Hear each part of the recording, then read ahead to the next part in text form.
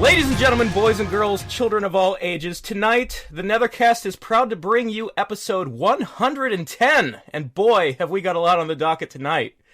First, bit of a solemn note, unfortunately, both Cyborg and Temp won't be with us tonight. Doing my best to fill the cyborg-shaped void in all of our hearts, I am your host, Razor. With me, as usual, is Shad. In addition, we have a pair of guests. First, feel free to like, comment, and subscribe for this one, folks, because we have the voice of his generation himself. It's your boy, Smoke Man. And last, but never least, he is the man of many names. You may know him as Django, Jongo, the Jongler, Mr. Bojangles, Shujinko, and on very special occasions, Jigglebilly. But that one's just for me. How we doing tonight, folks? Hey, I mean, who the fuck are all these people? I know, right? So, it's been a little while. It's been a week, but it's been a hell of a week. There's a lot of shit. That it has. So, apologies to anyone who was thrown off by the unusual cast rotation for the night. You know, it's an emotional time where we're all very confused. I'm sorry. Some of us have seen trailers, some of us have seen things we never thought we'd ever see the like of, or questioning our sexuality, our place in the universe. Yeah, it's an exciting time. Look, Cary Tagawa does things to a man. He does. I said it in that video I did. I'm gonna touch him. I'm gonna touch him when this game comes out. I don't usually touch Shang. All right, well, but I think he'll be into it. I think he will. I think he will for a price.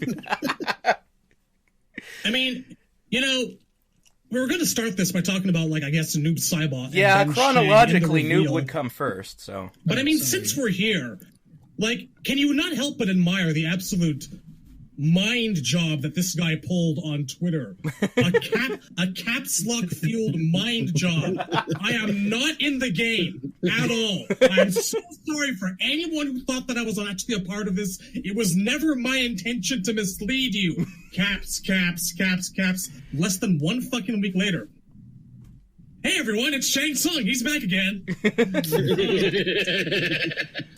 Well, I mean, the thing about Cary is that even if he wasn't in the game, just, like, shameless self-promoter that he is, retweeting everything with his name in it, really. Which is, you know, I would be doing the same thing. Yeah, respectable. But I was always kind of looking at those tweets side-eyed, because, like, I believe our friend Brusk had said he talked to him a few months ago, where he's like, are you actually going to come back at some point and do this thing once more? And apparently Cary said something on the lines of, you know, there is a God, he answers prayers, dreams, da-da-da-da-da. I'm like, that sounds like a yes. Is this a yes? This really seems like a yes. Well, we've been waiting for Cary to play Shang in a game since we heard the rumor that he almost made it in as the Shang actor for MK vs. DC Universe. And now that we have him, I just want to say, treasure these moments as if they were your last.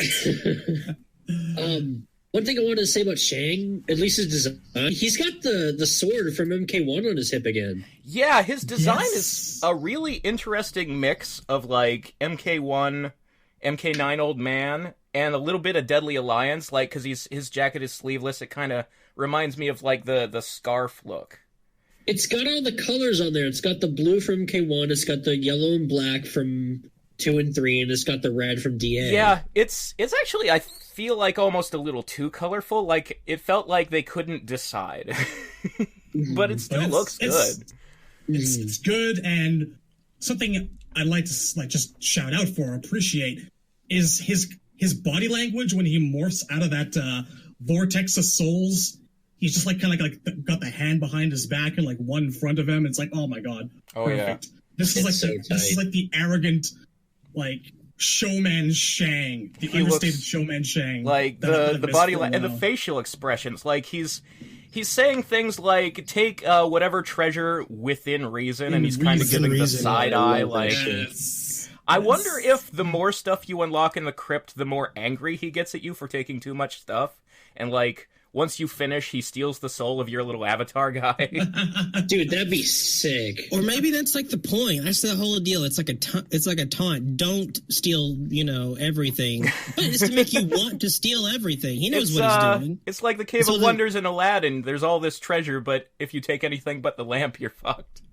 You can't even touch it. And then if you accrue so much power, he just eats you. So, like, you become a better snack for him as you accumulate power and wealth and whatnot. I don't know. It's definitely interesting, though. That's what I like about the whole charismatic, presentation he's got going on. It's like, okay, what's this dude about? It's interesting because, for a villain, he's being a very generous host. It's almost suspicious. Almost isn't part of the equation. There's always a catch. He's going to start sending, like, jump scares after you more frequently the more shit you pick up in that goddamn crypt. I know. I hope not. I hope the only jump scare in him is him. You know what? Turn around and he's there. Yeah, that's what I want. I want the jump scare to be Shang appearing. It's that moment right before Liu wakes up in the 95 movie where his face just all fucking contorts and there's a quick zoom in of it on the screen. Blah! Over and over again. Yes, it's Chan. You will be next. Man, if Chan pops up at any point, I don't know. Maybe that's who you're playing in the crypt. That's who that guy is. It's Chan. He's back for the first time. So people were saying that, like, this guy is the people that they thought were Rain on the menu art. Yeah. Yes. I mean, now that we've gotten a look at him, he's wearing, like, too many different colors. Like, there's a lot of green on him. He doesn't look nearly as purple as he does on that menu art. It was really deceptive. He does... I feel like they should have took another look at that menu art regardless. And it's weird how that wasn't tied to the crypt card, and it was to Conquer. Yeah, it's, like, the Conquer section is all the player modes, like, the actual fighting, like the towers and stuff. Almost like they were messing with us. Almost. That's still shitty. I just, I don't want to say I told you or anything, but like something about that purple guy on the Conquer option always bothered me. It was missing 2 or 3 things to really, really feel like Rain in my perspective. I understood where everyone was coming from, but when it was revealed to not be him, I wasn't surprised. The dude is even wearing a mask. Yeah, he's got a mask, his hair's in a bun, he looked so fucking purple. Like, it's so... Yeah, it's understandable. And I think the only reason for anybody to second guess it, and it turns out those guys were the guys who are right, is just that they screw Rain over every game. So you got to start expecting it to not be Rain. There's that, and I kind of feel that, like, that triangular pattern thing that he started wearing over his shoulders, like his evolution like the poncho of the thing. Ninja V. Yeah, like I wasn't seeing the evidence of that, and I kind of felt like there'd be some sort of thematic thing going forward. That's what was missing. If I'd seen like that from a real perspective, I would have been on board the Rain train. But like I was looking at it and I was bothered by it for the same reason everyone was just looking at the gray guy on the characters option. It's like, yeah, it could be him, but just kind of looks like a generic version of the guy, you know? Yeah. Well, I'm really hoping now. this dude is this dude turns out to be Hornbuckle.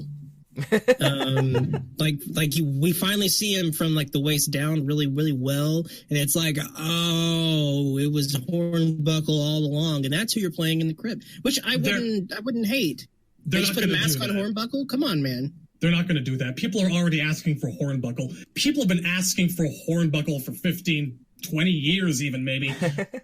If they name the guy Hornbuckle, they'll be outraged that Hornbuckle is not a playable character. I mean, here's the problem. No, DLC Season 2 for Hornbuckle, sir. That's the other half of the equation here. Here's the thing is, like, you have to give him a real name, and then isn't the name Hornbuckle really all we have of Hornbuckle? So once you give him a name, he's not even Hornbuckle anymore. Like, I don't even call the guy Hornbuckle. I call him, like, the Onaga priest dude. Well, yeah, like, that's the other thing. They gave him lore in Deadly Alliance, that he's the guy who captured Blaze to guard the egg, so he's a priest of Onaga, but I bet they'd retcon that, because they retcon every fucking thing. There's no continuity anymore. Maybe. What do you guys think of this tweet that's in the Netherkast channel right now by Jandy? Teasing Rain being in a game is the core of the character. His first appearance was in UMK3. Attract mode is a red herring tease. Not unfair, a nice analysis. But it's not going to make anybody happier. Like, what does he think he's accomplishing? Yeah. I mean, he started as a joke. This but is I not think how you that's satisfy Rain bad. fans. I know their attitude to everything on Twitter, and Ed is kind of the guy who leads the way on this, is to joke with stuff. But I don't think they understand that it's not satisfying the people tweeting back at them. This is not what the consumer wants to hear, is jokes. Okay, but from another point of view, at least he's not throwing the guy's name up on, like, 5 most powerful characters list with shit like mocap. Yeah, I mean... Imagine how bad those Drummond fans feel right now, and those 3 guys that like Moloch. There are... Well, dude, don't... I'm right here, man. Don't I'm just be the other 2 guys. There are degrees of dickery. I feel like saying that's a core part of his character is bad thinking. Yeah. Like, that's not part of his character. That's a thing that happened one time. They're basically that trying to turn it into a meme, and we don't want it to be one. Part of his character is that he's kind of a joke, sure. He started as a joke / Prince tribute, and moving on forward, he just became kind of a joke in terms of personality. So he's only in 3.5 games if you count an NPC appearance as a half. And only one of those is about, like, teasing him and then not using him. So, I feel like the moment Armageddon happened, Rain stopped being a joke. But clearly that's not how Ed thinks of Rain. I feel like if you bring any character back that validates people liking the character, that goes for Tremor, that goes for fucking Rain, that goes for any character that they bring back that some people think is a joke, like Frost or Bullride Show or anything. Like, now they have a good reason to have fans. You know what I mean? Yeah. I don't know. It legitimizes them. I think a lot of things have been said about Rain. I don't think we're covering any new ground here. Yeah, we're covering a character who is not even one of the major things revealed this week. There are so many things. We need to move on. Before we do, I just want to ask, what do you think the odds are of that Crypt avatar being customizable at all? Possible. Not impossible. Yeah, I know it's hard to say because we know almost nothing about it. Yeah. We don't. I hope it is just because the model looks kind of ugly. I don't like that. He's got like the mix of green and orange and purple. Like, he's wearing all of the secondary colors, and it's just kind of weird. I mean, maybe it'll look better in different lights. And I kind of have the sneaking suspicion that it's just meant to be an avatar, and it's not something to be really messed around with all that much. Yeah, but we'll I wonder, will the crypt be first person, or are we going to have to look at the back of this guy all game long? Because that's the thing, no one really knows. Because it's like the principle that led to the creation of Lara Croft was a developer going, if I have to look at an ass all game long, I want it to be a nice ass. There's argument to make. I mean, wonderful people, developers, wonderful. You're not going to get that in this game from the female characters, at least. But I don't know, I don't think this guy's going to be first person. I have a suspicion this is going to be the first crypt of like these recent games that's not first person. I think, is that right? Yeah, both MK9 and MKX are first person. It feels like they're trying to combine it with Shujinko Conquest a little bit. Mm-hmm. Complaints from me. There might be some of that going on. There might even be some of weird Taven Conquest mixed in here. You might have to hit a thing. Yeah, sort of. Well, there was some of that in the last one where you'd have to, like, interact with an item, like cross a gap using the spear or pass a wall of ghosts with Kenshi's sword and that sort of thing. And they managed to fight the spider. Yeah. Amplifying that version. Like, there's been some discussion about, like, having an ability called Kenshi's Sight, which lets you see hidden obstacles and spearing bodies and all that fun stuff. So this doesn't sound to me like a character that will be able to putz around with or unlock in the game or anything like that. I wouldn't get your hopes up about customizing this guy too much. Yeah. And the spider needs to come back. I mean, honestly, I'm just really excited to explore Shang Tsung's island as, like, one continuous environment. Yeah. It'd be nice to get some connectivity like Shaolin Monks gave into Shaolin Monks? World. Yeah. It would be nice. I don't know how much, how safe that is, how responsible that is, but I wouldn't expect the layout of the island to be identical to Shaolin Monks' depiction in animation. No. Well, Shaolin Monks only had like nice. 3 or 4 of the stages anyway, so Yeah. like, I just wonder because the Warrior Shrine is in one of those menu pictures, so I bet it's on the island. I just wonder if we'll get to see all of the like original MK1 places. I mean, if not now, then like when? Like there's never been a better time for us for like budgets and resources and like all these things that they can totally do if they want to. And I mean, you know, if continuity with like Shaolin Monks and whatnot is a problem, like this, I mean, this could easily be a different timeline. Yeah, I mean, Shaolin Monks really isn't even. Shaolin Monks' continuity is a problem. It's not canon, and you're under no obligation to make the map match. No, they're not. I mean, we rolled up, and like everyone who, you know, well, not everyone, because not everyone knows about this shit that much, but I certainly knew when we were rolling up. This reminds me of Mortal Kombat mythologies.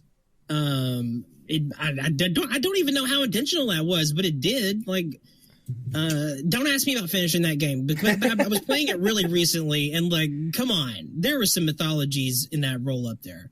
There's a little bit. I just feel like, look, there are certain obvious Hornbuckle things had come like up sliding in, come like on a rope somewhere. That would have been pretty tight. I hope that's a thing that connects you to a different area of the island. That was a Shaolin temple. I'm sorry, this is Shang's island. Right. Well, there could still be a rope slide. You never know.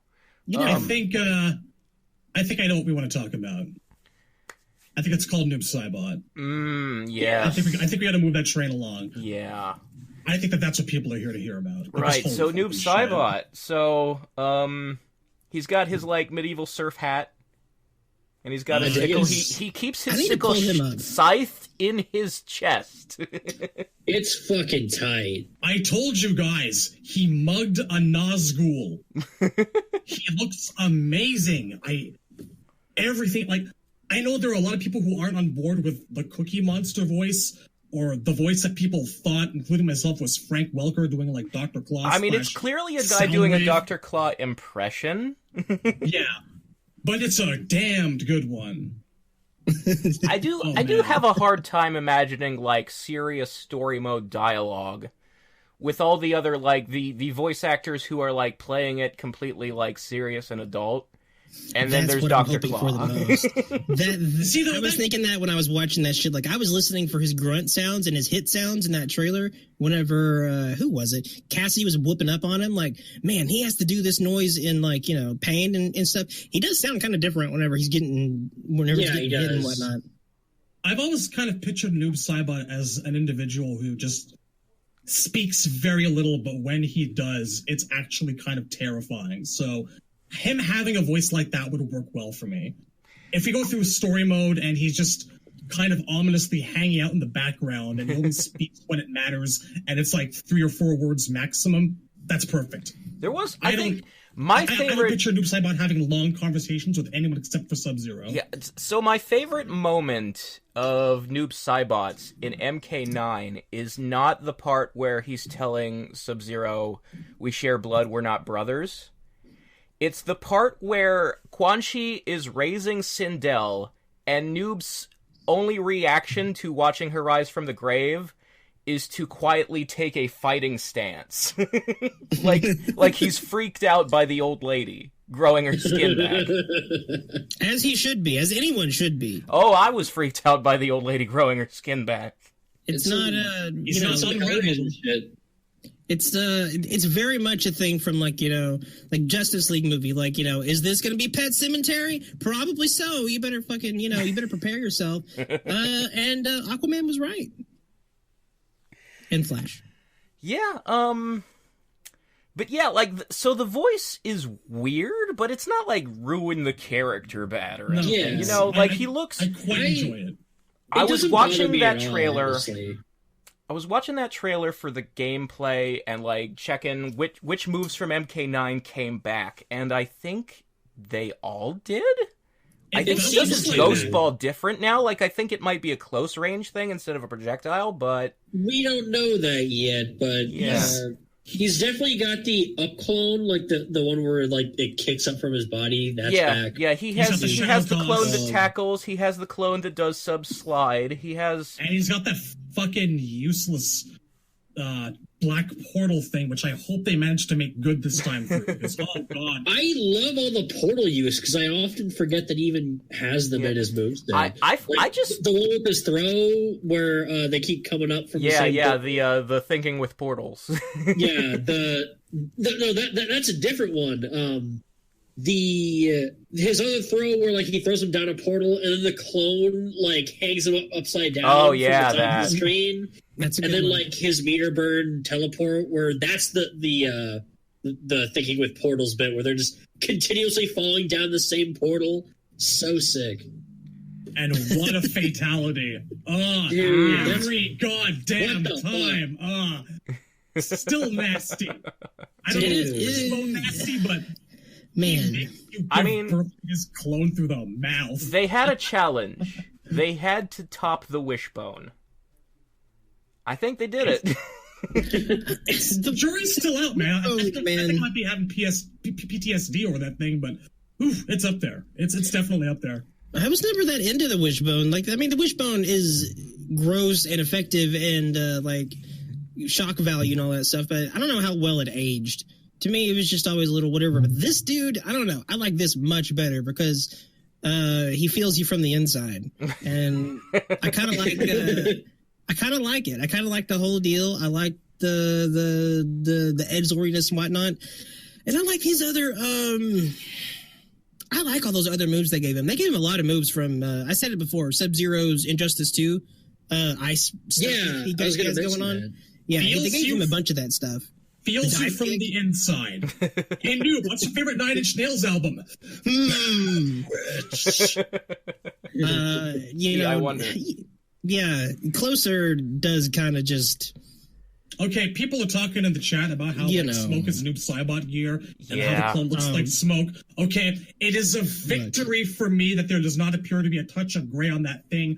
Don't jinx it. Well, now, look, that's the default Shadow clone. We know from the leaks, we have seen his gear menu, his Shadow clone is gear. And look, if there's a Smoke in there, I know people are going to be pissed, but I'm going to equip it because I need Smoke, and if that's what it takes to get him, I don't fucking care. If you do that, I'm telling you right now, I'm learning Noob inside and out. I'm learning all of his weaknesses. From the inside? Counterpick to that character. Everything. I will wreck you. You're not doing that. That's the thing. I think that's one of the most interesting things about Noob is, like, I think everyone's got a different ideal clone that they would want to use with him. I mean, I just want the Shadow clone to look the same as he does. Like, it's weird that the clone isn't wearing the same clothes. You want to look that's a super valid one. That's the first thing I thought. Like, he doesn't look identical to Noob. That's different. Kind of a representation of his old form as Bi-Han, perhaps, if you want to read into it. Which to me, that's what he looks like the most. He looks like that Bi-Han Sub-Zero costume from Mortal Kombat 9. Just black. Maybe the clone can't change its clothes, but Noob himself can. Which is fucked up, but so is so is Noob. Noob is his whole existence is flawed. I had to steal that from our comments. Here's a what do we think of the Cyberlink Quaylab stage? God, so man, I think I've been waiting for that shit for 20-something years. Right? You have no idea how happy I am to finally see the interior of it. And also, I'm sorry, Cyrex fans. There are like little yellow M&M pieces all over the floor. I've had one wish since MK3, and it's to actually see the automation process happen on screen instead of being talked about but never shown. Well, there's some blue thing being put together. It does look like Cyber Sub from MK9. There's like a dude behind like some a plexiglass window or some shit, and like he's getting a buzzsaw to the chest. There's blood like all those and, like frosted windows. There's like operations happening behind them and blood splatters on them. There's a lot of interesting questions going on here. There's cyborgs going on like in the trailer. Okay, so I have some theories about that. So we saw at C2E2 a couple little snippets of story. One of them was just like Cassie and Jackie fighting demons in the Netherrealm. One of them was Shao Kahn fighting Kotal in the arena. And one of them was modern-day Hanzo and Kuai Liang fighting cybers in the Cyber Initiative lab. Which makes me think that Kittleson is retelling the last 3 issues of the comic book, but he has retconned Scorpion into them. Would you complain? Because I would not complain. I actually... You have wanted Scorpion and Sub-Zero fighting alongside each other for years and years, and you just got it. I have. I will say it's a blow-up if there's no Cyborg in this game. Well, now I don't think we can do that. A couple comments. First, I just want to say, I would love that. I do love that. I have wanted this for a long time to see Scorpion and Sub-Zero fighting anything on the same side.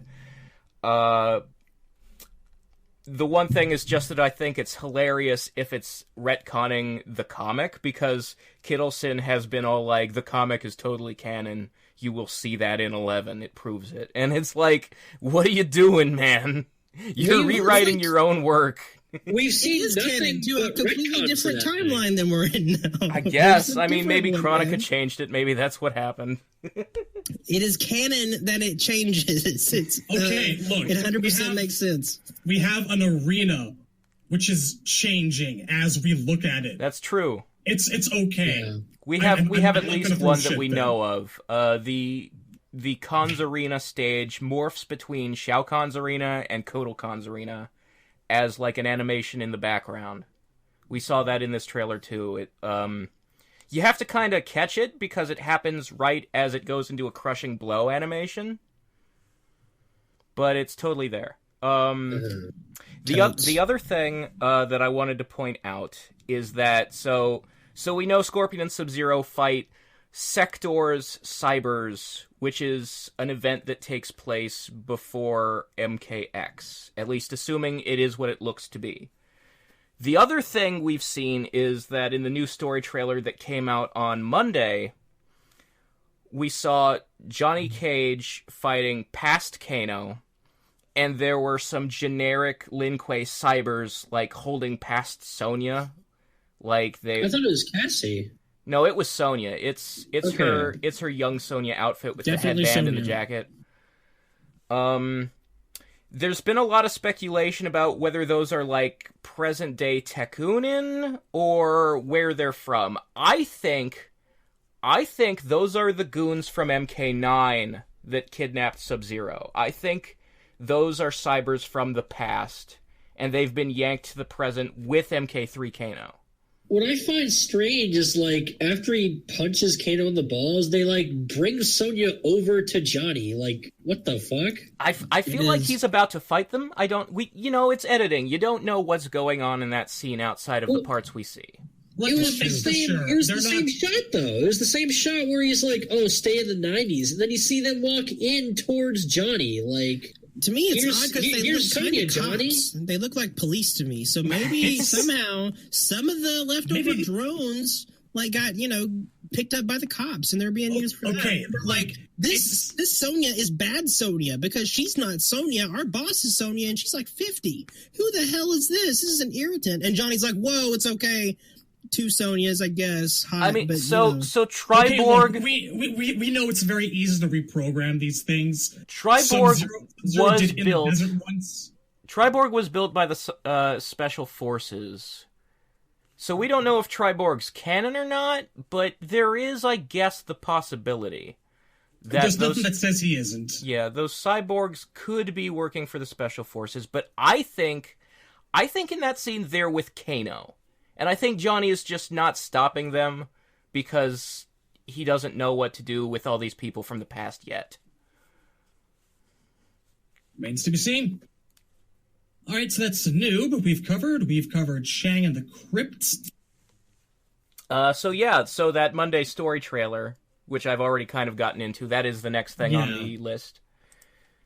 I feel like they ended, or they started on the best part, but, I mean, it was a good trailer. I'm not saying it wasn't. I just feel like if it were me, I would have saved that slow-mo nut shot for the very end. Yeah, it's just maybe it is better where it is, because the way the music kicks in is perfect for the moment. Ice Cube. Yeah. Should have checked himself before he wrecked himself, but I got to admit that I've kind of been on a 90s hip-hop kick for much of the past week, and that trailer may very much be responsible. Yeah, it was a good day. And it's appropriate.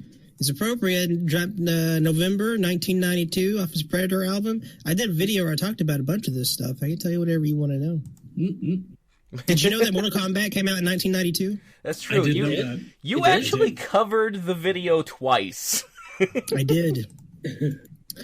Okay, the coverage. Does young Jax look really, really young? He looks fantastic. That he does. He does look young. Jax looks exactly like Tobias's concept art. Like the big jaw and the no mustache. Yep. It's kind of uncanny. And so now we have like older him is wearing a Chronica outfit or something, and he still seems to be on the good guy's side. Well, there's so much to look at and go, I don't know what the fuck is going on. I mean, that moment on the boat where it's Jax in the Chronica outfit, young Scorpion, old Sub-Zero, and young Raiden, and then Revenant Liu Kang drops in and Dragon kicks Raiden. I'm not sure those guys are all on the same team. They could be having an argument that Liu Kang interrupts, you know? It's very likely.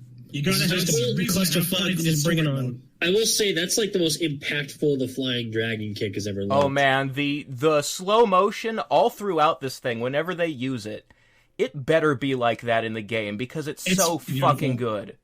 And you got like another Raiden standing up there in the background. Yeah, I feel like that's editing magic. I think those are two different shots. Those are clearly two different Raidens. There's lots of Raidens going on. People seem to be really reluctant to talk about the concept of a past Raiden and a present Raiden, and I don't know why that is. Well, it's because present Raiden should be dark, and those guys were both white and blue. Shang Tsung? They're on a boat. I mean, it could be Shang. I just think it's editing trickery. I think they took a shot from somewhere in that chapter of Liu making that face, and they put it at the end of that dragon kick moment. Man. I hope that Liu Kang dragon kicked the fuck out of Shang Tsung. That's what I hope that was. And Raiden just walks up at the end like, what the fuck is going on up here? This is going to be a very good year for dragon kicks. I can feel it in my bones. I want to bring up Johnny for a second, because I'm heavily bothered by him just using an assault rifle willy-nilly. I mean, he's an action hero star. Yeah, he's getting into character. I have a thought that he maybe just picked it up because he's like, ooh, I get to do the thing from the movies, and he's like terrible with the gun, and it's going to be funny. And older Johnny remarks that he is terrible, and he's going to get them all killed. Like he's just waving it, he's not aiming at all.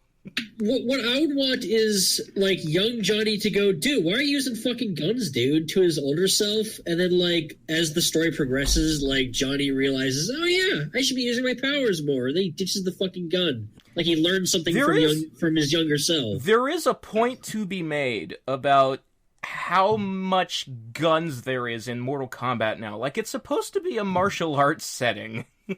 I mean, maybe he's firing at Kano because Kano is currently firing the minigun at them. And yeah, but it's like, so Kano has a gun. Screaming back and forth. Johnny has a gun, and fucking Cassie uses guns, and Sonya, her drone has a gun. Everybody's shooting bullets, and like Aaron Black's in this game, and Jax is a bubble line. He's got a Once grenade Stryker launcher. showed up, man, it's like, listen, hold on, this shit just got real. Everybody, well, no, that's the thing. Like, aren't actually even fatal. Like, they just hurt kind of sometimes. But yeah, like that Stryker needs a gun to be on the same level as Magic Kung Fu Men. If you And give a if Magic having Kung a Fu gun Man a immediately gun, puts you you're on the just level. breaking it. You're just Like, ruining the that's all it setting. About takes? Striker. There is no Striker anywhere in this trailer. Let's focus, people. Come on. I like know we're missing. Kung Lao. I like Kung There's Lao's gotta be more. face. I like Kung Lao's face when Jiris starts to reform. Oh yeah, Geras? I think Come on, dude. That was easy. It is Geras. No, it was not. Geras. Whatever. I don't care. Come on. But yeah, like just all of the faces are so fucking good. Like the animations, like that moment where he's just like, "Well, that was easy." Yeah, I did like that. No, it was not. Yeah, asshole. Yeah, arrogant asshole. Yeah, arrogant, egotistical prick asshole. What's the belt? What's Garrus's belt all about? What is that thing that he's clutching onto? I mean, it looks like they're in some part of the Jinsei chamber, and it's blue, so it's like Jinsei stuff. I'm thinking, like maybe Jinsei he needs it canisters? to Is run this- because he's got that crystal on his chest, or maybe you're right. Kronika needs it to do her Did hourglass you notice shit. that too? They cut his head off, and that was red blood. That was not blue blood. Well, yeah, he doesn't bleed paint anymore. Like it actually. What the hell? It's a running change. I mean, look, if they had been able to make the blue blood look like glowing water, it would have been one thing. But it looked like blueberry milkshake. It was bad. Listen, I'm trying my best to be, lore friendly these days. And if the lore is not, working with me, I'm trying. I'm doing my best. You've got to do a little bit better than multiple shades of a different color. It works well on humans because we're used to seeing the insides of ourselves, and it's nasty. It's not something we want to think about. But there's also, there's layers to it. There's darker viscera, and there's bone, and there's cartilage, and I kind of feel like the deeper thought going into that for something in something different shades of blue kind of wasn't fully realized. So they knew. I mean, they knew there were problems. You can just it's easy to just like logic it where like, okay, but he does have a body though. Like it does run on blood. Like the blue stuff is in there and it does something, but it's not the majority of his bodily fluids. Like it's also a matter of made out of choosing like great colored human schemes man or meat something. or something. I get it. You're doing their best. We have 3D blood for the first time in the history of the franchise in this game. You realize that? They've got those like 3D blood streamer things that comes out so they can do weird bullshit whenever they have like fatal blows and fatalities, and they slow it down. That way it doesn't look like you can see, oh, that's just a sprite that's getting bigger. Like you can do that a lot in Injustice 2. Those things, no, they have 3D model blood now. It's a big deal. In closing, I'll just say that, like, what you want to do is you want to pick varieties of color that don't mesh well together, that kind of clash, that make you feel subconsciously uncomfortable. Like, if you were tearing apart a Cyber Ninja, I wouldn't say just go various shades of black and gray. I'd put some, like, baby puke yellow in there, too. Make it look like the interiors of something gross. And for Gira, I would have gone with a little bit more violet, not multiple shades of blue, because like we said, milkshake. I mean, you look at, like, Devora, and she's got teal blood, and it's like, that's not what comes out of a bug when you squish it. Why did they pick teal? There should have been various shades of, like, gray, yellow, and, like, the odd red bit of goop here and there. Yeah, and... Ugh.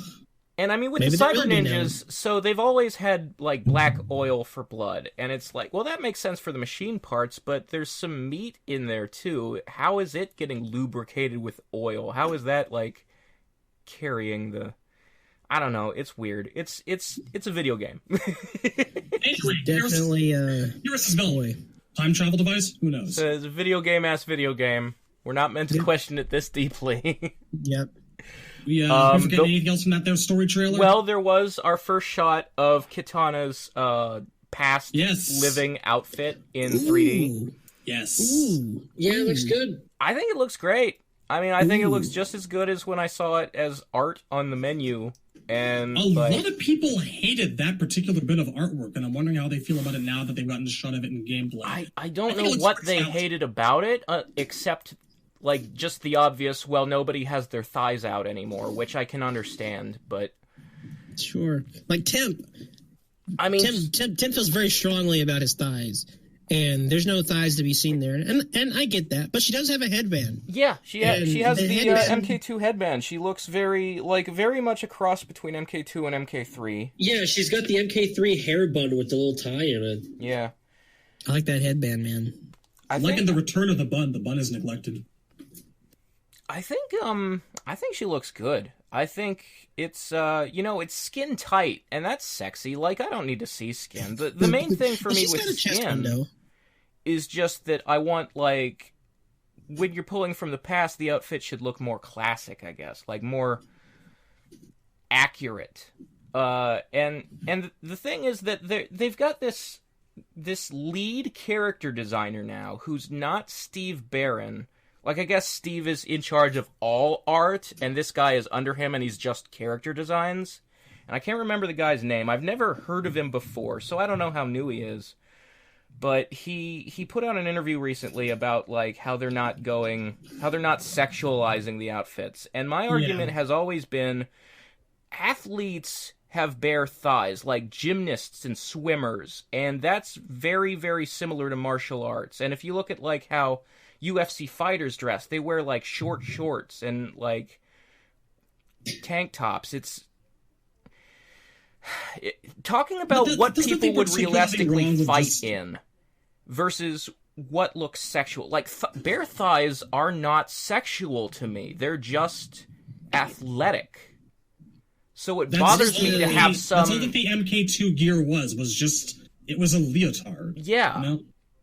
There's that, and then there's MK9 harem stripper outfits. Yeah, like, I don't want that. Like, I don't want her to exactly. look like a fucking dancer, like a belly dancer, but just to have people in there whose attitude, like, they honestly believe that bare thighs are only for sex and have nothing to do with fighting, and I'm just like, you have grown up in some kind of indoctrination. Like, you're not coming from this from a neutral perspective. We're living in a really weird... Yeah, everything's so politicized right now, and I just want video games, man. It's not all on them, and I think we'll be able to make any variety of classic costume that we want, so that does not bother me at the moment. I mean, if there's some MK2 or MK3 retro we're getting eventually, then I'm cool with it, whatever. I'd be amazed if there wasn't. MK9 had him, MKX had him. I think you guys got nothing to worry about. I do wish that story mode would use the retro outfits when it's appropriate. Like, Kung Lao looks retarded. He does. Okay, oh my god. His costume is terrible. It's the cowl, okay? The cowl looks terrible. Not just the cowl. It's not just the cowl. It's the clothes, it's the colors. Like, he's got white on his clothes now for some reason. It's not just that. He looks like a conquistador or something. He looks absolutely nothing like either MK2 or 3 or 9 or X. So how is this past Kung Lao? Flag motif. We're gonna fix that. It's not the greatest costume. It's not the right shade of red. It's not the right shade of blue. And, like, the white trim is terrible. That should have been a black trim. I just feel like, look, saying we can fix it, there's going to be other costumes in the gear menu. That's not going to fix story mode, man. We're stuck with it. That's true enough, but, I mean, envision whatever the hell else you want. It's not that big of a deal, and most other people look pretty damned amazing. They do. Like, Liu Kang looks fucking great, which just makes Kung Lao wearing something he's never worn before all the weirder. See, Liu Kang looks like a guy who just spends time with living a life outside of the Shaolin. I don't know what Kung Lao is doing in that outfit at all. Except for maybe, like, leading charges. It's terrible. He's remembering the Alamo, maybe? Liu Kang has his roadie costume with the vest, but Liu Kang also has his Mortal Kombat 2 shirtless look, which looks really, really, really fucking good. So hopefully Kung Lao has the equivalent of that. It'd be really weird if he didn't. Costume. That would be ideal. We haven't seen an MK2 costume in these games. Okay, look. We've only seen MK3. What I'm saying is this. We already know that the beta itself has a small sampling of the types of outfits that are going to be available and the skins that we're going to be able to use to create. And I'm playing the beta, and I'm just donking around. And I'm already finding so many close but not quite options for, like, Cabal, for Jade, for Baraka. I am not worried. Well, that's the thing. Like, I feel like if you're going to do a classic, you either do it right or not at all. Like, Sonya's is almost perfect, but they just slap a star on there. Again, we're getting like less than a fraction of what we know we're going to get. So it's too early to freak out about that shit now. Let's also look at Cabal's classic mask. Like, it's a face mask. It's not a helmet anymore. Well, that's because it has to not clip through things. Well, then I think that they should tie the hair to the helmet and not to the skin. You may have a point there. They obviously didn't think of that. I'm with you on that. They don't think of this kind of shit when they make gear. Damn it. I think that's actually a really good solution if his hair had been attached to his masks instead of. I don't his disagree. skin. You're right. I think that there's going to be some combination of looks where it's like it's got the khaki look that his young self currently has, but he's got longer hair, and that'll solve all your problems. I hope so. I also want like bird skin, but with a shirt, please. I like you a lot, man. I don't want to go down this rabbit hole anymore. This is already getting weird. No. I think Cabal looks good, man. I like Cabal's young look a lot. Whenever you get that thing on him and you put the MK3 mask on there, I think he looks good, but he does need the hair. It's a problem, and it's gonna be. It makes me really interested to see what kind of actual skins they have coming from the old games, like UMK3 Scorpion. Like we saw it in the trailer, so probably it's going to be in the game because it was in the trailer. It's interesting seeing that classic quote-looking Scorpion in the story trailers and whatnot. He does have his rope dart, though. The rope, the hook. Actually, man, that shit got me weirdly high. I don't know about that. It might just be the chain, and it's like lit, so it looks kind of brown. It looks, yeah, that's what I'm thinking. Because it's pulling it in, it's making a chain rattle noise. Dude, best they could do.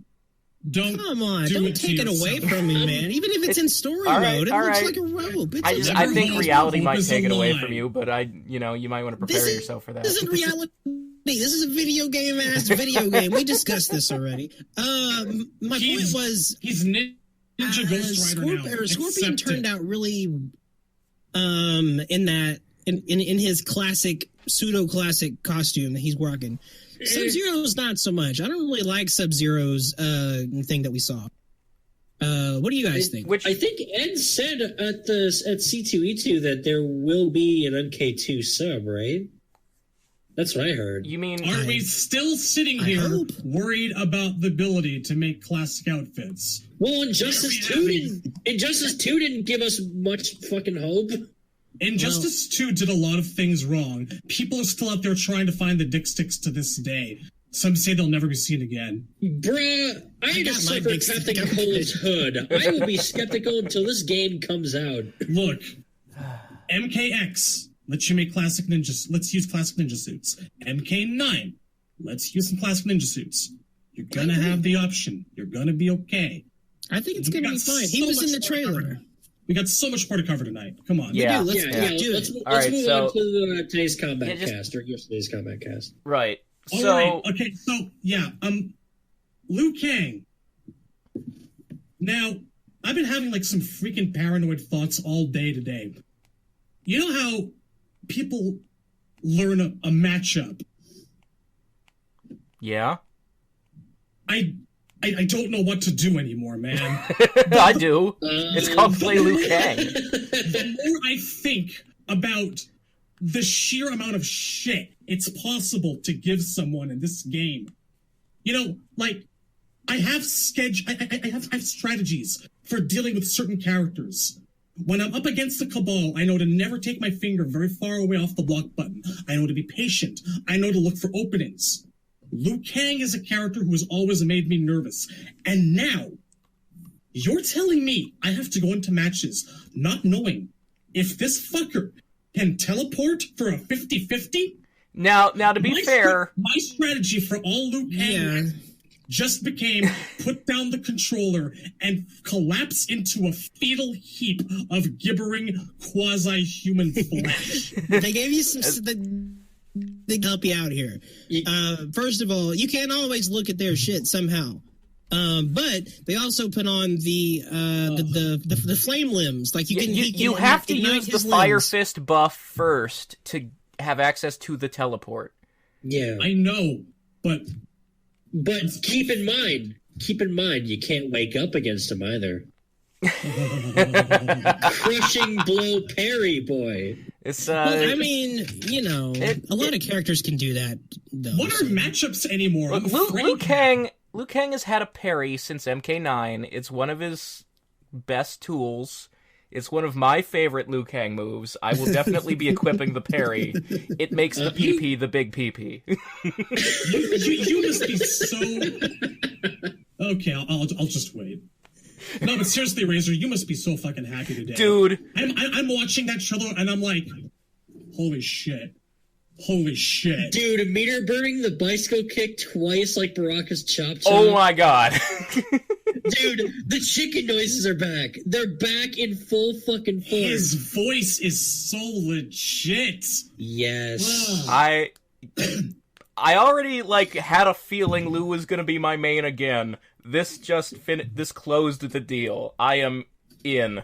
There is if I were in your shoes, there is not a single fucking option I wouldn't be agonizing over whether or not to use. The nunchuck options, the fucking extended bike kick, the teleport into choice, and oh Jesus, man, you lucked out. And he looks so amazing, and he's got that goddamn dragon for a crushing blow. Oh my, his character model. His character model with the shirt off looks so fucking good. It's been years perfect. I've been waiting for them to not make him this roided out torso that he's been having, and he's finally he just looks like Liu Kang. He's fucking perfect. He's a little bit swole. He's a little swole. I mean, he's got that MK3 body. He is kind of, but that's how he should look. He shouldn't look like an MK9 and versus DC. Yeah. He's a fucking cartoon. I would never complain about this Liu Kang. The shirtless one especially. That dude looks...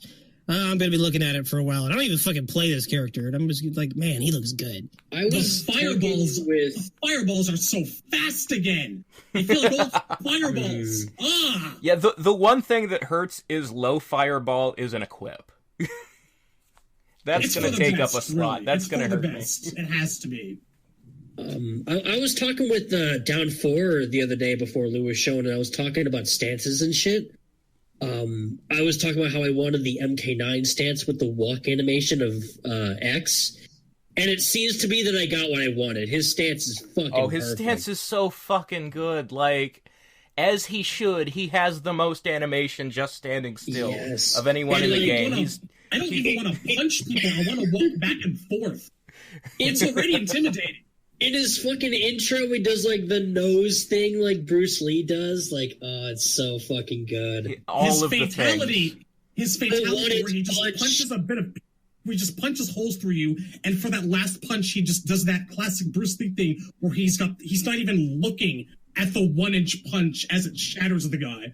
Oh my god, I've been waiting for so long for a good 1-inch punch finisher. It's all of the things! This is ultimate Liu Kang. He can't even turn into a dragon for a fatality as far as we know, and it's ultimate Liu Kang. How do you fucking beat that? He's still got another stance, too. We don't know about it. Yeah, that's a thing, too, huh? We got 2 variations each today. There is mysteries. So many mysteries. So much more to come. So they did good. Kung Lao has the best animations of this game so far. Oh my god. He's so fucking swag with the hat and shit. God damn. I fucking love... there's a string where he kicks the hat at you. There's another string where he throws it up in the air and with the throw he slices you and then comes back down and catches it with the other hand and does a slice of the knees. It's so fucking tight. I love he does a sideways spin just jumping. Just his neutral jump. Yep. The way he kicks the buzzsaw hat at you, it's like, oh, it's his MK3 hat. Yes, but it doesn't absolutely suck. It flies so fast. You can fucking steer the hat with one of his equipment moves. Yeah. Zigzag it in the air.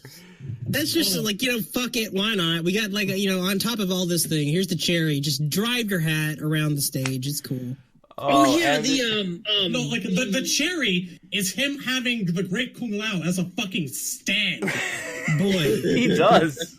The Great Kung Lao thing, I was right 50-50 with that, because I was like, finally, this is the game to give me the Great Kung Lao as a character because of all this time stuff. But I am not going to be a bitch and be like, that wasn't cool, because it was cool. And like, the Great Kung Lao never gets any kind of anything in these games. So I was glad to see that. It is really tied to Kung Lao as he should be. That was also good too. So, GG's. Kenshi it's a little something for the Kenshi players because he's not around this time. Yeah, it is very much like mournful for Kenshi. So here's your guy, and it's a good choice.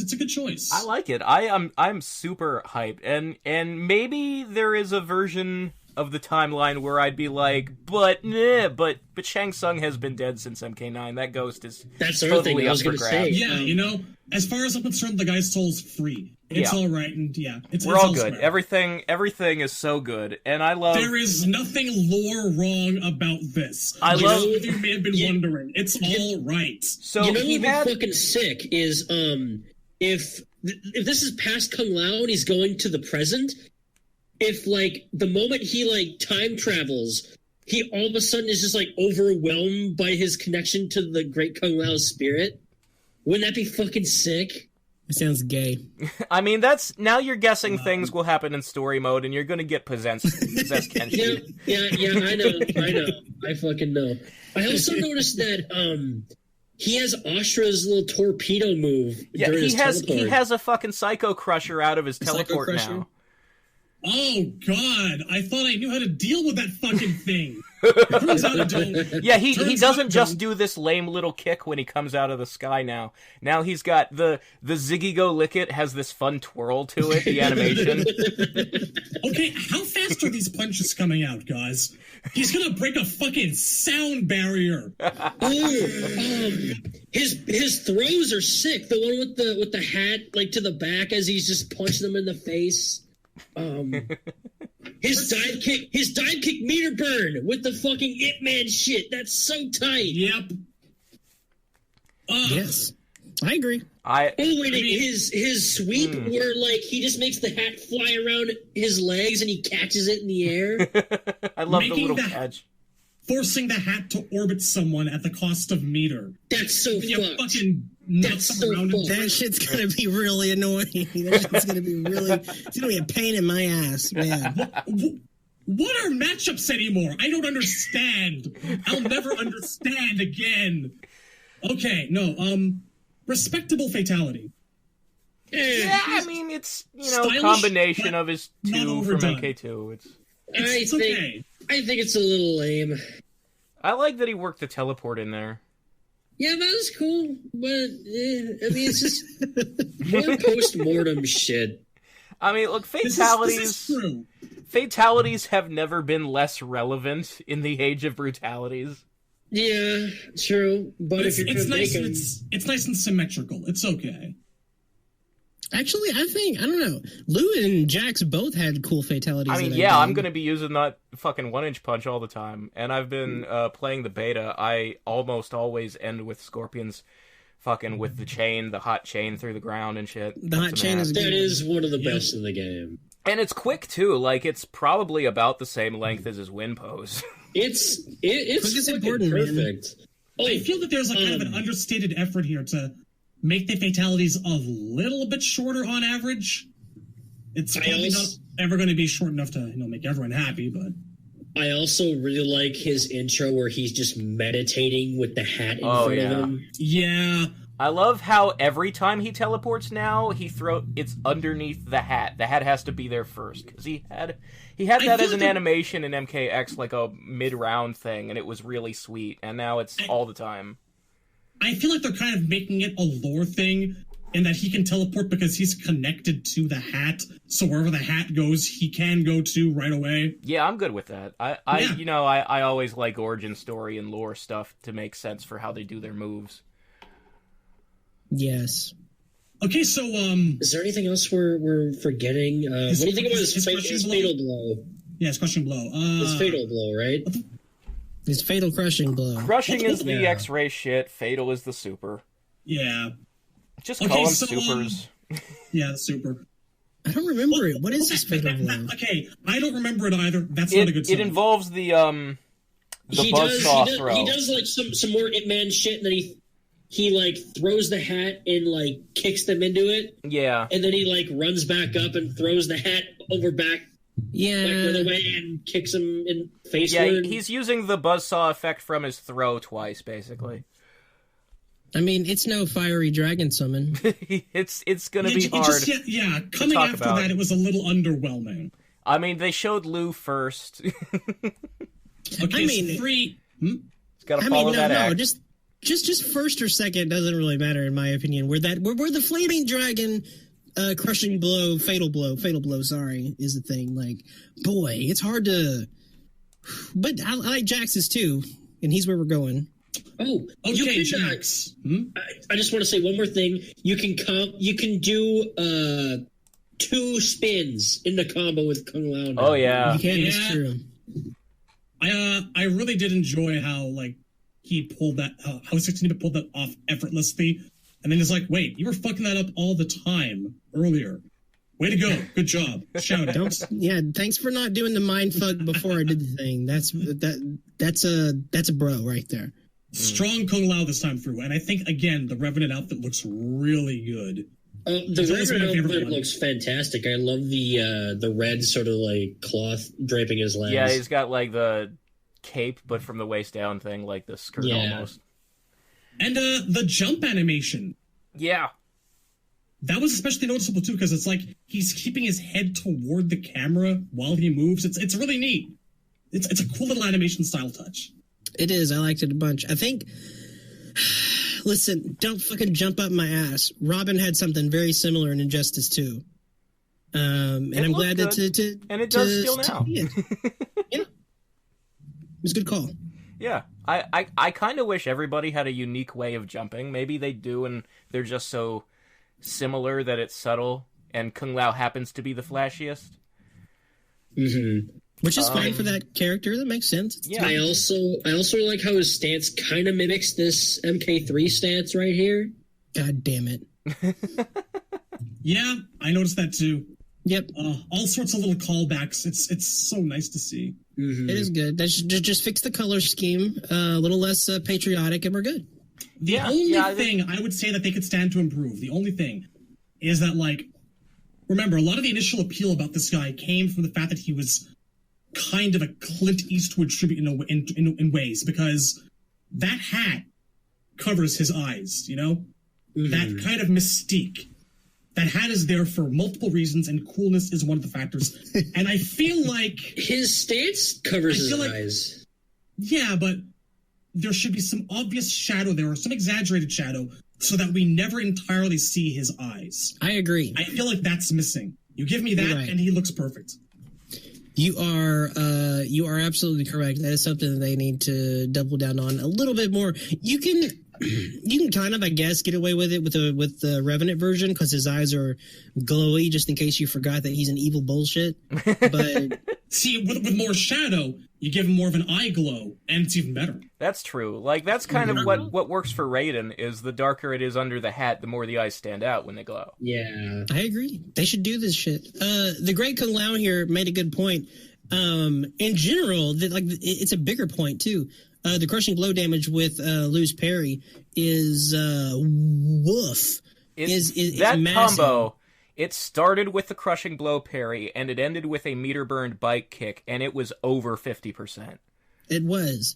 I hope this kind of thing stays. I like really dangerous games. I like shit that is dangerous. That you know the developers aren't afraid to, like, you know, open up a little bit, open up moves. It's okay. You know what? Shit, like, shit might get dirty at some point. This shit might get a little crazy at some point.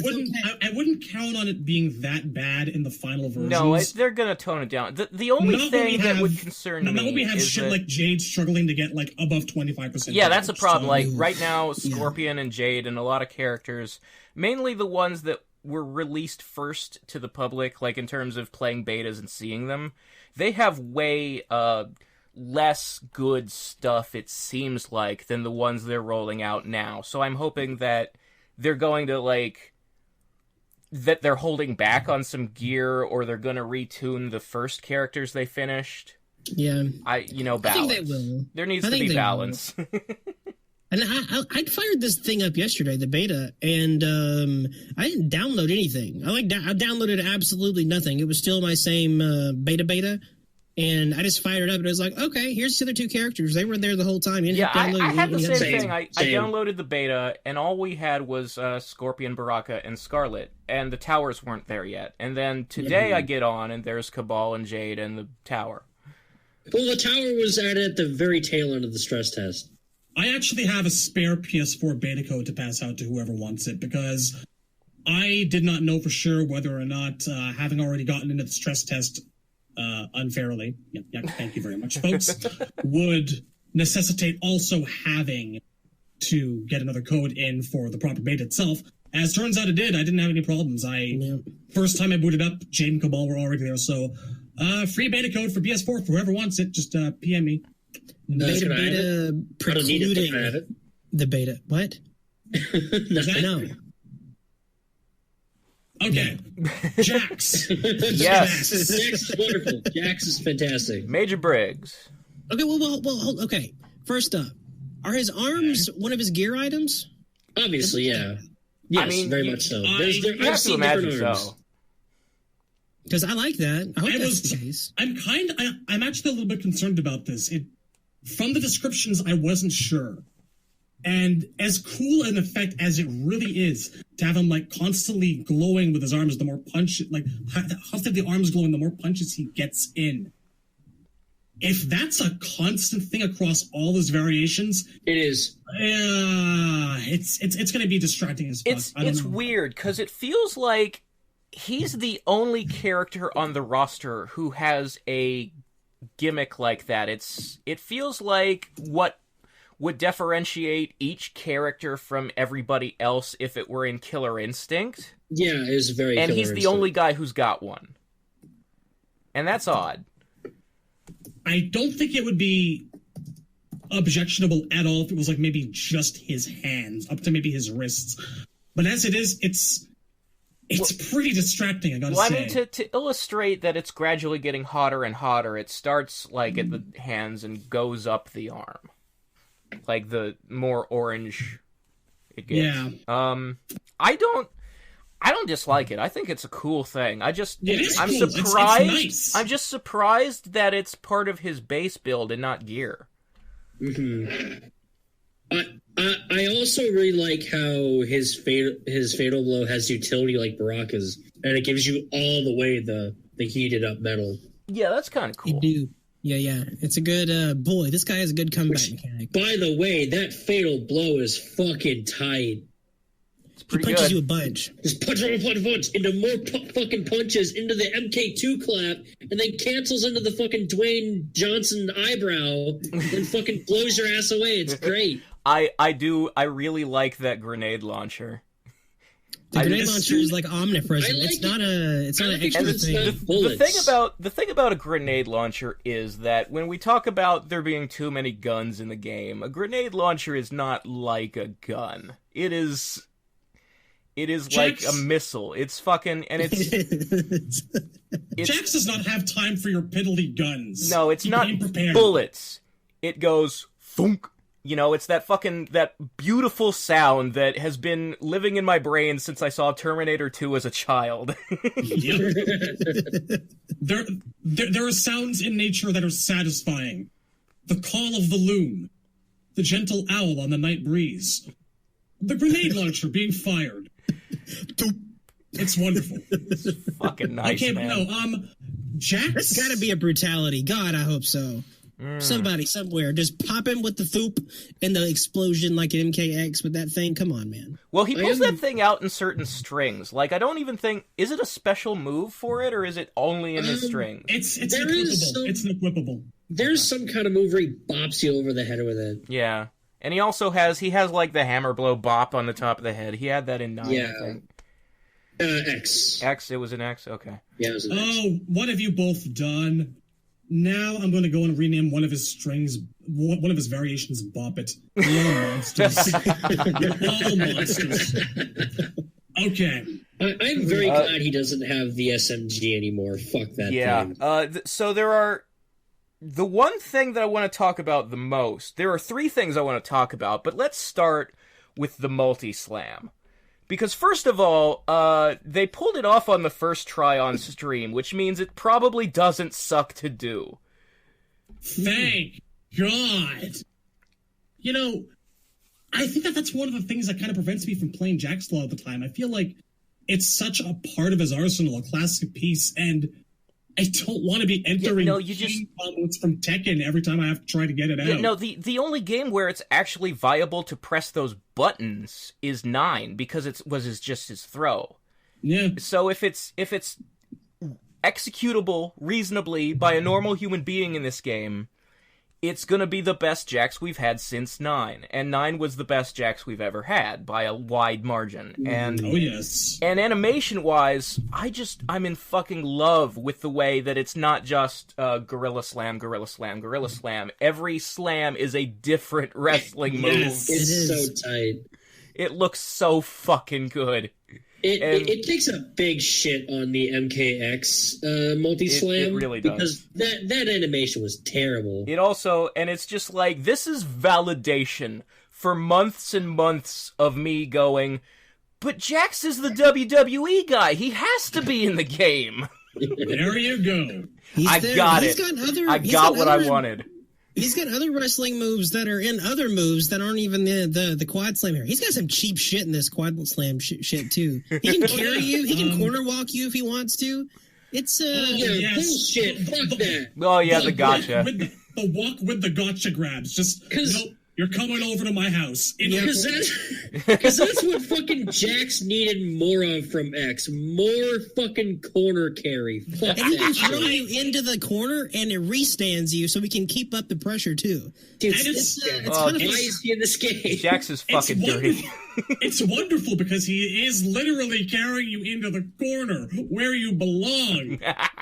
And you can't even fall down, so you can get a wake up or some kind of option. Nope, you keep standing up. You're going to keep bouncing off the wall, and I'm going to keep jaxing you.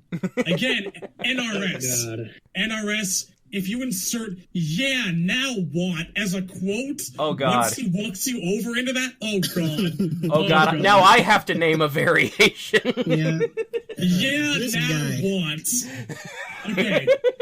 Okay, actually, little bit of lore appreciation moment for the glowing arms, which I'm still out of the jury with.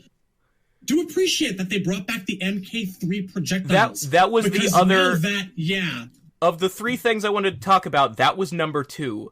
The fucking sonic booms are gone, and the missiles are back. And those are my favorite Jax projectile. I don't like the sonic booms. I like the sonic boom as an option, but I feel that if they maybe inserted it into a string the way they seem to have done with his dash punch, nothing major of value would be lost. Because I always major. No, I always found that like the reason to use the Sonic Wave in MK2 was because it was big and awkward and kind of weird to jump over.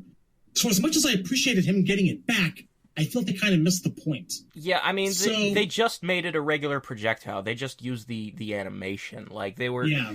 My thing is just, like, from a lore standpoint, like, the arms should have that kind of, like, those little Iron Man tank missiles or something. Like, that's cool. Like, and that's not how he does it. Now, granted, he's just kind of shooting the fire that he's charged up.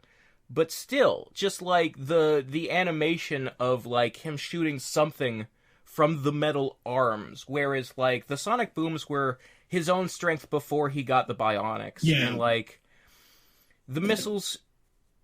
strike me as an upgrade, and that's why I want those. And they're back. And the cool thing is, like, people often complain about how, like, there's no true style specialist characters in MK. Everybody has a projectile, everybody has a forward dash move, so on and so forth. Jax can only shoot the missiles when he's fully charged, so he doesn't have a base projectile. There you go, folks. Holy shit. Not a base one. Granted, there's equip stuff, and there's when he charges The up. grenade launcher missiles. is one of those. Yes.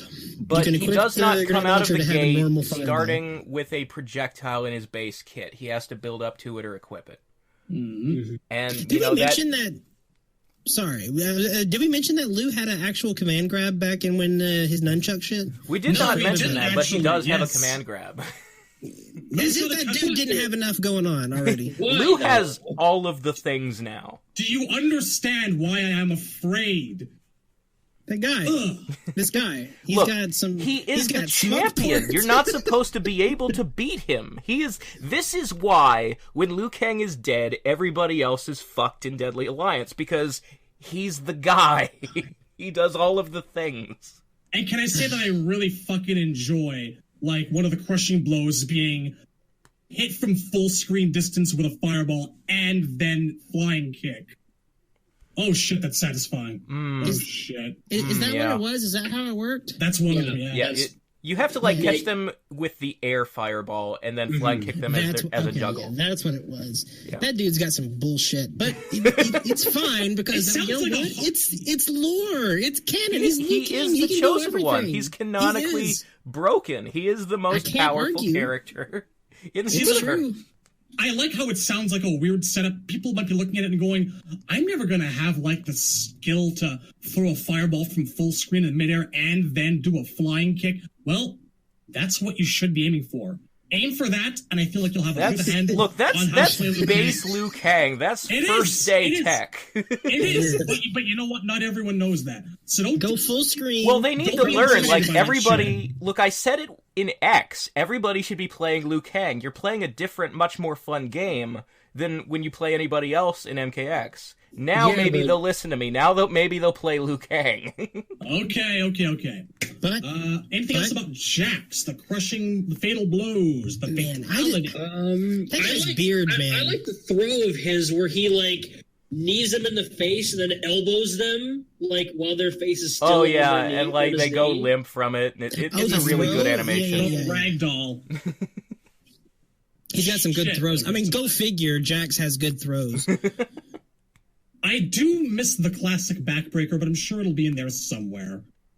It's always been one Well, of the more so satisfying the air throw, which is what his backbreaker usually is still there. It's just instead of a backbreaker, he does a burning hammer now. Yeah, but I want some bats to be broken. I get that. I understand. He's got other moves. Like he's got He some does. other shit. Man, some of his equipable strings which are some of my favorite abilities in this game, by the way. Some of the stack things that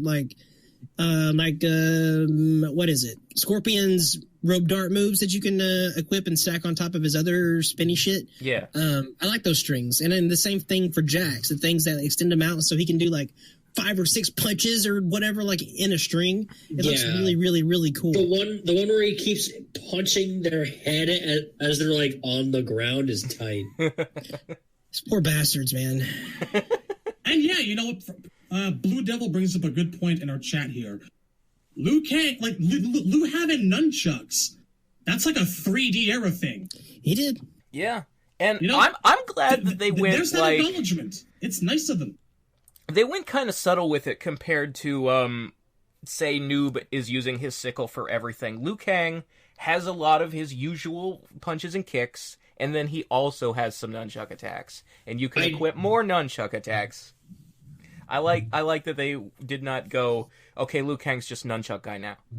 I forgot to mention we were on Noob Saibot that sickle is a callback to the Brotherhood of Shadow Grunts in Shaolin Monks. Yeah, it is the same design, actually, like at least the one they showed in the trailer, because it's going to be gear and there's going to be a bunch of sickles, but the one that he starts with appears to be the same one from the generic wraiths who show up in the Living Forest and Shaolin monks.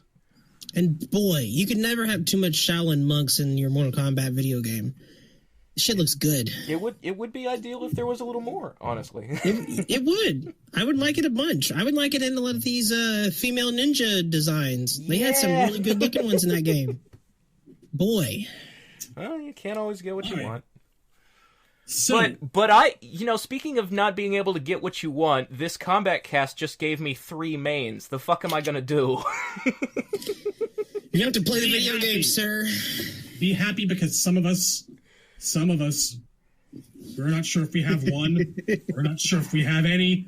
Some people are gonna boycott this game if Melina's not in it. Those people aren't worth it anyway. Stop it. Get some help. It's gonna be all right. She's in. We're fine. But so I think that actually brings us to the end of all of the many reveals, which I'm amazed we managed to cover in under an hour. I think we have some questions to answer. Yes. Yeah. Let's do that. Let's do it. All right. Right now. I mean, do you want to scan through this? Because they don't prune the chat like we would do for the Lost. Oh my god. They really don't. Can you help me? They really don't. He helps me on my other thing. Warrior Shrine will be on in an hour. It won't. Okay, here's one. I've got a question for the Netherkast. Respectively, what are your least played MKs throughout history? I'm talking MK1 through X, excluding Special Forces, Mythologies, and Shaolin Monks. This is from Battlespace. Okay, so just the fighting games. Yes. My least played is actually Vanilla 3. Actually, it might be the whole 3 trilogy. 3 Ultimate and MK Trilogy, I think, are the least section of MK games that I've put time into. Personally, I kind of roll those ones into one. And for me, I would have to say it's a tie between Deadly Alliance and Armageddon because I have yet to play those games.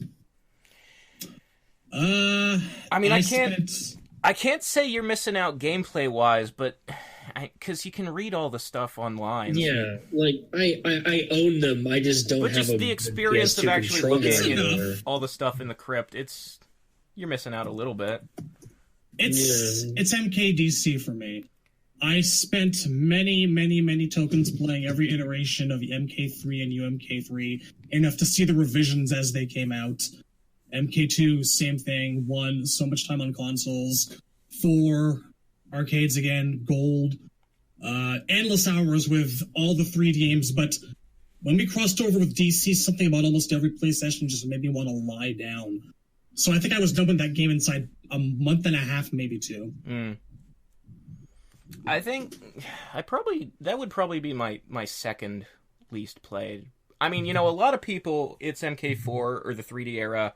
I played the shit out of MK4 in Gold because right about 97, 98, that was when I first started having my own money and being able to buy games myself instead of getting them from my parents. And so, Mythologies for anything for the Dreamcast and WWF No Mercy were the big games that I bought myself in that first group, and so they have a special meaning to me, and I played them a ton.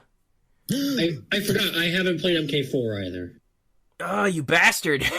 I'm sorry. You've never played it? No. Oh, you're killing me, Smalls. What are you doing, man? What are you... Is it backwards compatible on the PS2? Is it? It's Mortal Kombat, motherfucker. What are you... Well... What? Jesus Christ. I never had a PS1. Shut up. They came out on other stuff. Listen. Yeah, no, it's N64 was behind. Sir, listen. Least played. I don't need to answer this question, do I? He's like 18 years old. It's whatever.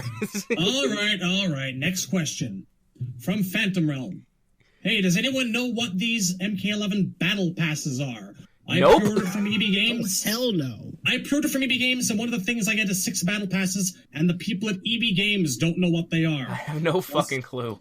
Well, surprise. I'm looking at a website right now that says it is shop2.net. Okay. 6 battle passes covering the same period of time. Battle passes cover about 2 months of service and have goals and cosmetics. If that helps at all, this sounds like some sort of weird Fortnite thing. I don't know. It does. It do. I don't know what the hell that is, sir.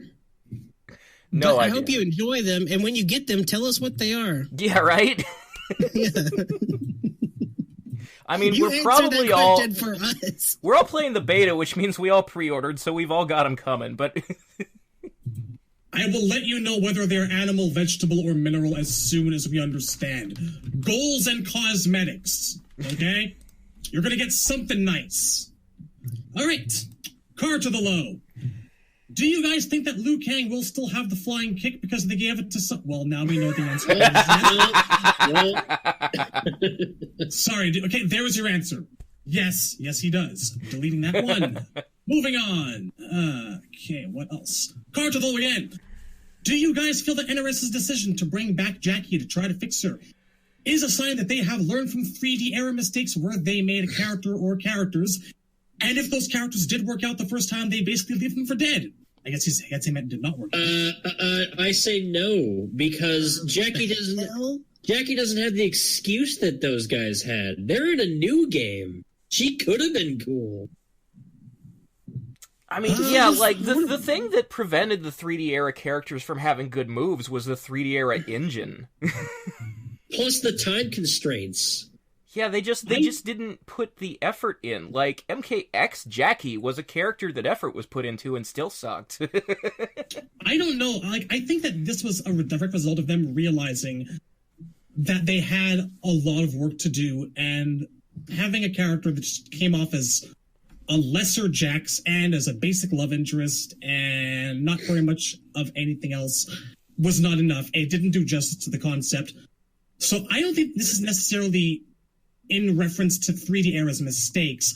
I think that this is them really pushing something that they believed in that they didn't get right the first time. Yeah, I don't... This is a new kind of commitment. The thing I also don't think that it's because of the 3D era characters. I don't think they're out to prove that Jackie is cool. I think it's just because Ed just loves Jackie for some reason. Yeah, I think they just like Jackie. They just chose to bring Jackie back. And it's sort of like the same thing that put Bo Raicho and Li Mei in Deception, where most Deadly Alliance characters didn't come back. They just picked the ones they liked the best.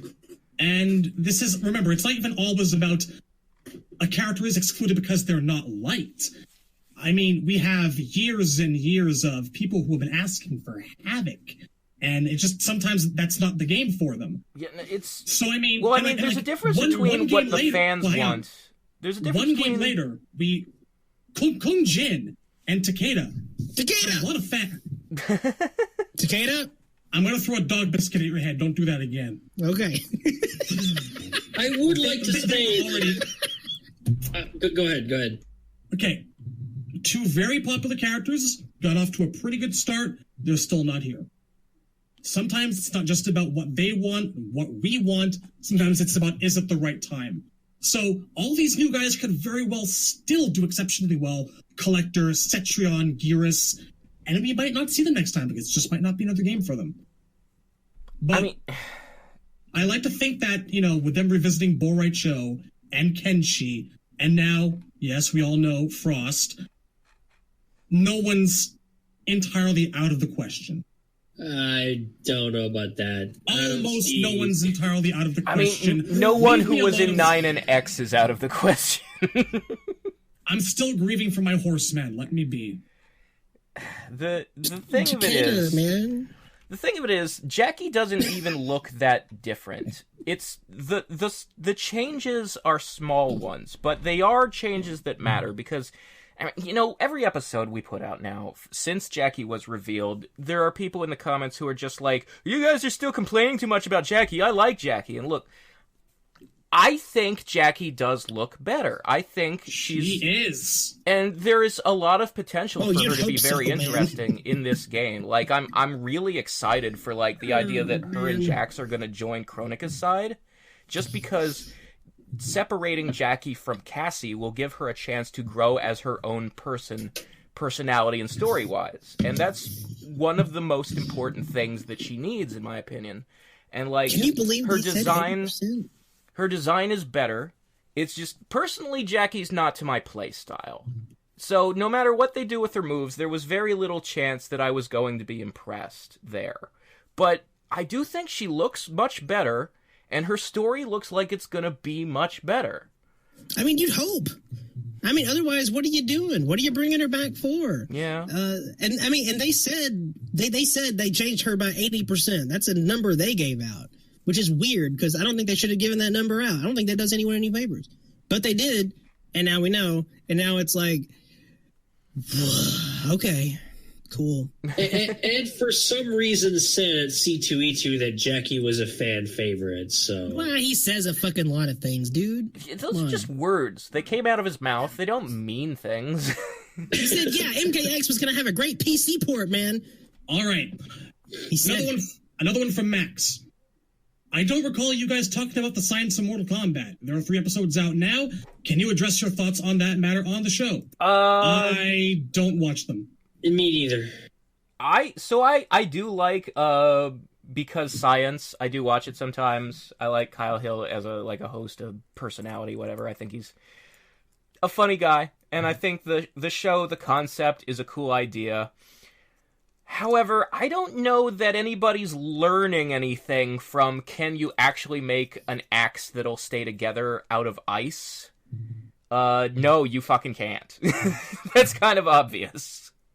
I just watched the first one. I feel like they're throwing softballs on that thing.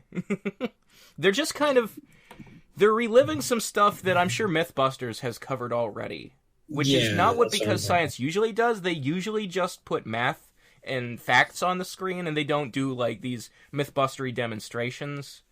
I guess Kyle Hill has money for the first time because MK is sponsoring all those episodes, and so he's just going all out. I think the funniest thing to me is we're 3 episodes in, and I haven't seen CM Punk yet, and he was like a big part of the advertising. He's coming, don't worry. Okay, I'm just gonna say this. A lot of the fantasy is what makes it real for me. Razor hates some stuff like Kano rotating in a small orb in the middle of the air. I don't need everything explained. They can't explain everything, and that's okay. If I ever feel compelled to see what kind of strength magnets I would need in order to cause the buzzsaw 13 feet away to fly toward my head, I'll let you know. But some things shouldn't and mustn't be explained. I have to say, when I got into the beta, I made a Cabal variation that I named Magnets, I guess, ? And it's just all the buzzsaw moves. Okay. Wouldn't it be cool, asks No Combat, if there was a new character who fought with different types of animals? So Kotal's Jaguar move, but across his whole moveset with like... So like a druid who summons shit. So are we asking for the Grandmaster of the Lin Kuei from Defenders you know what? right now? If Oniro, or whatever they choose to name him in canon, ever becomes a playable character and he doesn't have Beast Boy powers, I'm gonna be upset.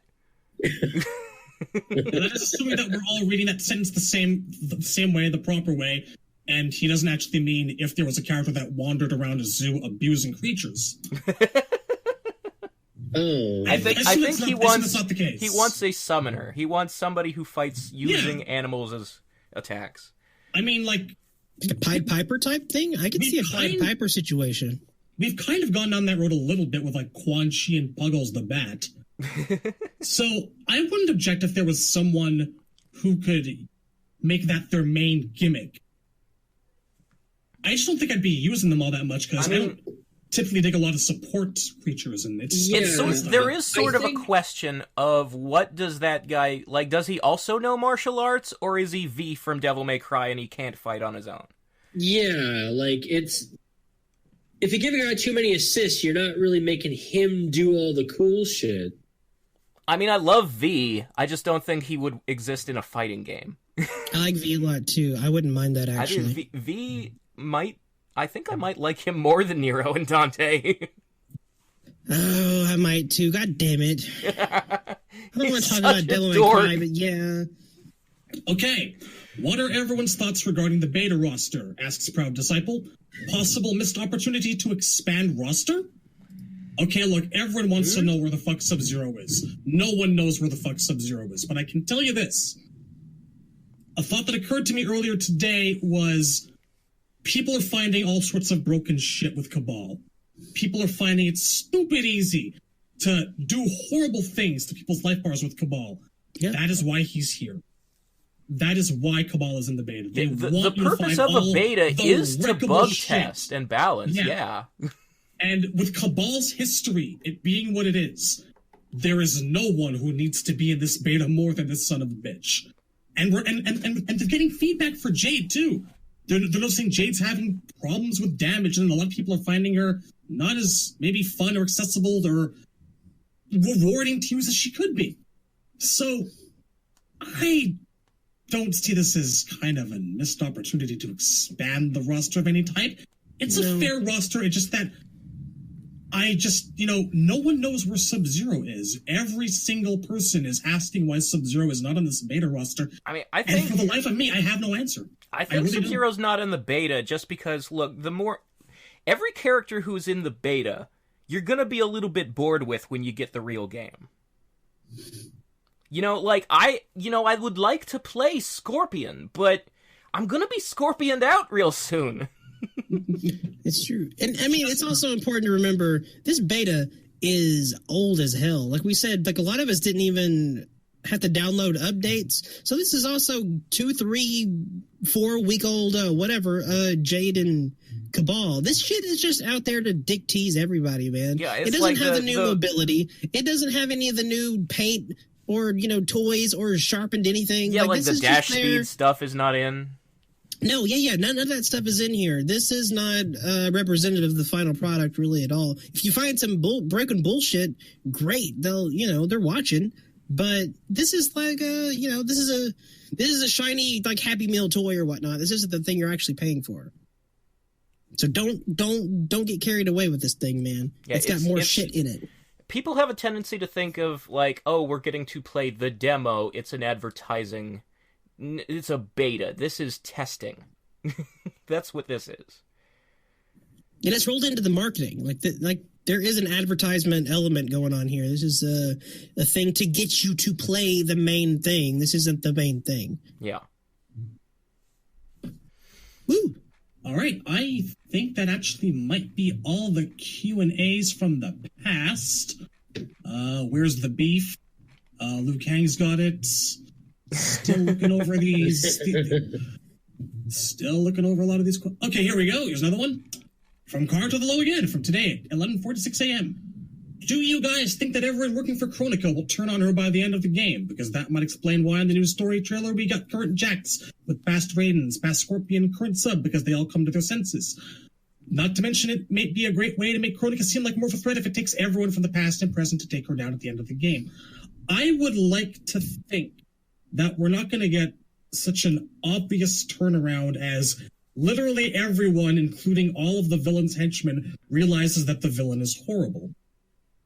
I kind of feel that whatever MK's story cliches are, it's usually a little bit better than that. So, I don't know. I hope not. I really hope not. And I'd like the inverse to be a possibility. And I'd like to see people turn out working for Kronika you would not expect to. Not going to throw out names just yet, but who knows? Yeah, I still think there's a pretty good chance that in that Nethership scene, those guys are arguing, not teamed up. Yeah, probably. And I mean, Kronika, man, she talks about Armageddon a lot, so I'm not super cool with her plans either. Well, and she's a bad guy, so a lot of people are going to go, I mean, he called her a bad guy. Ed Boon called her a bad guy, a boss, or whatever you want to call her. So if you want to go one bad guy, there's a couple of bad guys you can go with in this lineup. I don't know. It's a mess. It's going to be like a three-way dance from, not hell. That sounds really cool. I mean, something else. It's like Kano's song "Use Your Might." She's the bad guy, but I'm on her side. I mean, all right. Listen. I gotta step out. You guys can handle the rest of these questions. I think that you guys can hold it down with them. I think that's actually it. Believe it or not. Yes, that is currently it for the time being. I don't. Dun dun dun. Oh my god. I guess that's it for the night then, because we've covered quite a bit, and it's been wonderful. It's been such a great week. I can't believe we are under a fucking month, you guys. Under a month. So close. And Noob is this week next week on the combat nether whatever That's that thing. True. Or if you want to believe, like Reddit and the conspiracy theorists, Noob is code for a new character. So yeah, that's collector. Sly means Melina, and stop it. Get some help. Yeah, dude. Okay. Believing Reddit is a life choice. Can you imagine if they did that? Can you imagine the hell that would rain down on all their Twitters? Believing Reddit is a risky strat. Okay, speaking of which, one last thing before we sign off. I want to just say to anyone listening, because I saw like this thread here there today, a couple threads on Reddit, and they were like, is anyone else out there just not going to play people online and stick to the classic towers? And I saw the usual salt. It's like, oh god, this whole thread's going to be, online's full of spammers. You know what? It's your game. It's their game, but it's your game too. You paid $80 fucking for it, or 60, or whatever. You do what you want to do. Don't feel compelled to be the best because it's a fighting game. Yeah, I have a history of going into an arcade and beating the crap out of the AI because all the fucking machines were empty. Kids were off playing like Third Strike and Marvel. If you just want to fight the opponent, if you want to fight the AI, there is no crime in that. You do what you want to do. Be competitive. Don't be competitive. It's up to you. Yeah, play it your way. And look, the only times I play online are with these guys, because I know them. I've never played online ranked in any MK game. I've never played with randos at all, period, except for a little bit of X because I was trying to get a skin. I prefer towers to player versus player. Yes. And keep in mind, there are other options. It's not just the 50-50 here. It's more than a 50-50. They have talked about it, and there's going to be some options you can play online cooperatively. It may not be tag, but there will be some options that are like that, to where you're working together with other people to do things, to unlock things, to get things. And there could be gear involved. It would not be surprising at all, because they know that's what everybody fucking wants. So it's not just like, a towers and story mode versus the ranked side. There's other stuff that they're working on to fill that gap, but there needs to be. Yeah. Yes. You do you. And if you actually want to make that commitment to become competitive, to get up there, to be the best, to eat every one of those painful losses and keep coming back for more, I salute you. I think that's it for the night. Don't, let people on the fucking message board bully you into playing them online when you don't fucking know who they are. Don't fucking do that. Or do that if you want, but don't do that. You know what? You're going to get online with them, and you're very quickly going to learn that there's, 13-year-olds with, high-pitched girl voices, and they say, they call you, sexual orientation slurs, and that's the only words they know. It's going to sound like Smoke Man when you get on there. Okay. That got him off of muting his mic. He's still here. I can hear. I can still hear you, and hey, we love you, dude. There's nothing wrong with anything about you. That was mean. No, it wasn't. Everyone loves you. Okay, cool. All right. Friendship. I'm sorry for conversing in the chat, I guess. unless you want all this clickety clack in the fucking recording. I mean, No you one can do wants what that. I do God and damn leave it unmuted when you're typing. That's fine. RTC Great Kulo asks me Liu Kang's new voice actor opinion. We covered that a little bit earlier before you asked, but he's fucking legit. He sounds absolutely amazing. It's like different, but it's good. It sounds fairly similar to the previous guy from versus DC 9 and X, but more he's got a little bit of an accent, which I like because he grew up in China. He's not American. All right. He's not. Is that it for the night? I think we've done pretty well here. It's already been. I would like to say, fuck you, Randy. I'm gonna stomp your shit in that first of 10. It's gonna be 13-0 next time we hear about it. It's gonna be so fucking brutal that I'm going to be fucking arrested. Someone gonna get yelled? Oh no! It's gonna be 13-0 in Randy's favor. Special congratulations to our good friend Evan / Charybdis for having Sonic Fox decline him during a fight. I'm sure that made his week. What the fuck, dude? I got declined by SMG Princess like 3 times. Doesn't she just do YouTube videos? Doesn't she actually not play tournaments? I don't know what it is. Which means that she and I work in the same field. We're directly rivals. So it's I barely know who any of these people are. It would be a professional courtesy, but she was throwing shade from one YouTuber to another. Exactly. No, that's what it was. The assumption that she knows who we are. Canon. Canon? I think that's a note to end on. I feel like now we're talking about I don't know, the Christian slaters of MK YouTube. Yeah, right. I don't know or care who these people are. Under 30 days, get hype. We'll see you next time. Oh, it's coming. And by it, I mean Liu Kang. Liu Kang is coming. He's gonna get you, and I'm gonna be behind the wheel. Noob is next week. Don't forget that shit either. Come on, damn it. It's gonna be a good one. Dr. Claw. Later, nerds. Peace. The downward spiral. Everybody's got one to you.